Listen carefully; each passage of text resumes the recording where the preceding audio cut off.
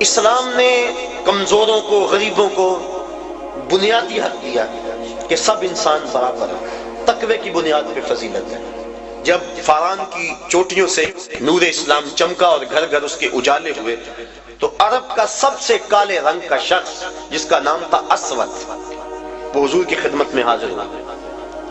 کوئی شخص اس کو رنگت کی سیاہی کی وجہ سے قریب بٹھانے کے لیے تیار نہیں تھا۔ اس نے آ کے حضور کی خدمت میں عرض کی، حضور اگر میں اسلام لے آؤں تو مجھے کیا ملے گا؟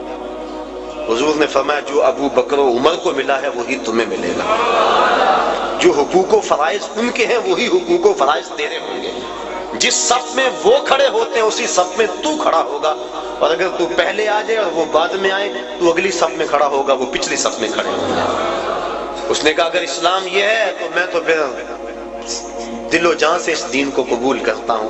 حضرت اقبال مساوات کی بات کے اندر اسرار و رموز کے اندر لکھتے ہیں، اسود از توحید احمر می شود، کہ اسود توحید کے فیضان سے احمر ہو جاتا ہے، گوری رنگت والوں کے کندھوں سے کندھا جوڑ کے وہ کھڑا ہوتا ہے۔ یہ اسلام کا دیا ہوا درس مساوات ہے کہ سب کو ایک صف میں کھڑا کر دیا گیا، یہ اسلام کا درس ہے۔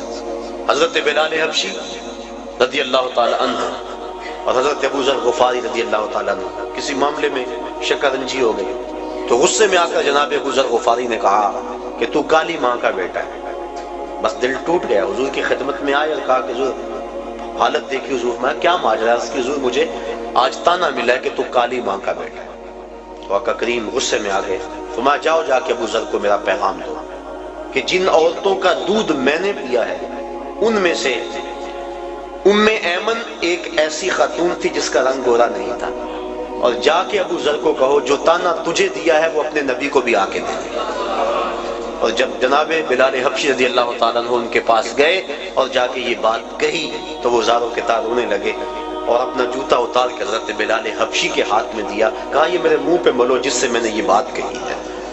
تو دیکھیے یہ اسلام کا عمل مساوات ہے اور اسلام کا درس مساوات ہے کہ اسلام نے سب کو ایک صف میں کھڑا کیا اور معیار تقوی رکھا، تقوی کی معیار پہ سب انسان جو ہے وہ ایک دوسرے سے فضیلت دے سکتے ہیں، ورنہ ایک دوسرے کے برابر ہیں۔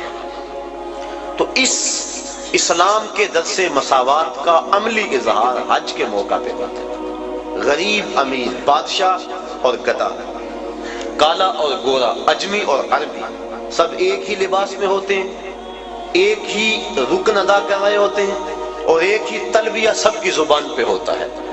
اور اگر کوئی شخص حج کے اس اجتماع میں جہاں درس مساوات دیا گیا وہاں سے آ کر دوبارہ اونچ نیچ اور تفریق میں مبتلا ہو تو سمجھو کہ اس نے حج کا نور حاصل نہیں کیا۔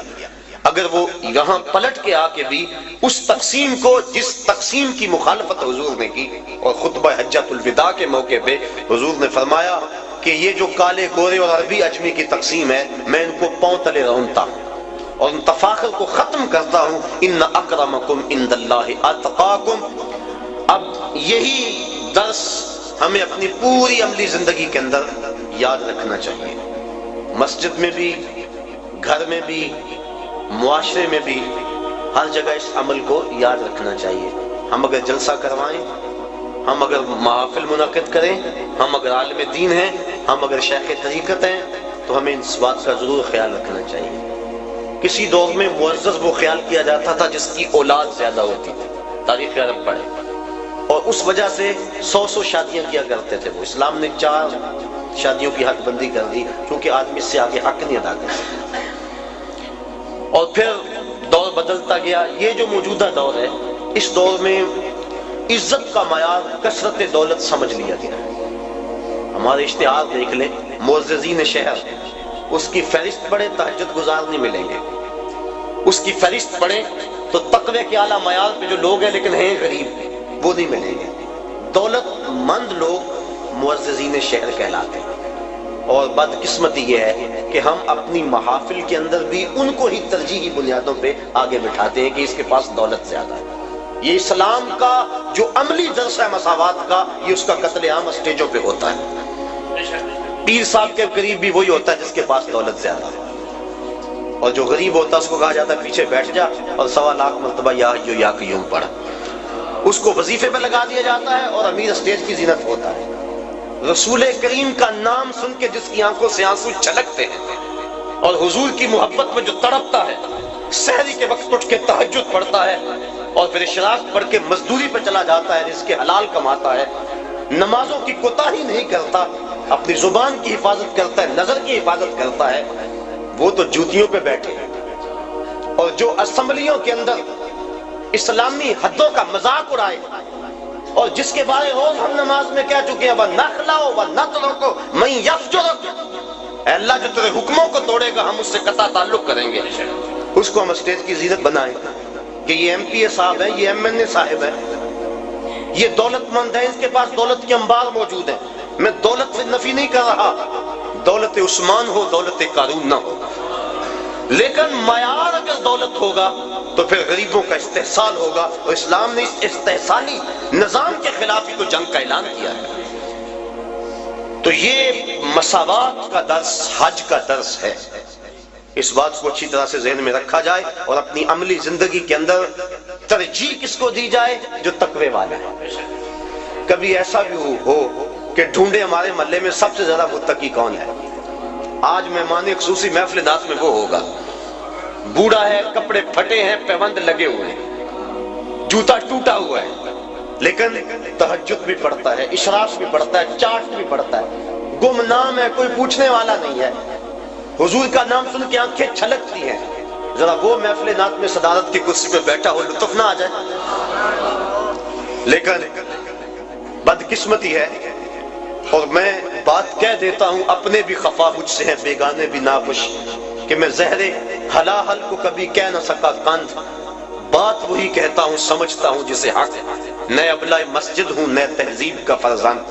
کبھی ایسا بھی ہوتا ہے کہ آج جو محفل نعت میں مہمان خصوصی ہے، کل وہ شراب خانے میں تھا، اور ہم اس کے لیے نہ کیا کیا زمین و آسمان کے کلابے ملا دیتے ہیں۔ خدا را یہ ظلم اللہ کے گھر میں نہ کریں، محافل نعت میں یہ ظلم نہ کریں، آستانوں پہ یہ ظلم نہ کریں، تقوی کو بنیاد بنائیں اور تقوی کو معیار ٹھہرائیں۔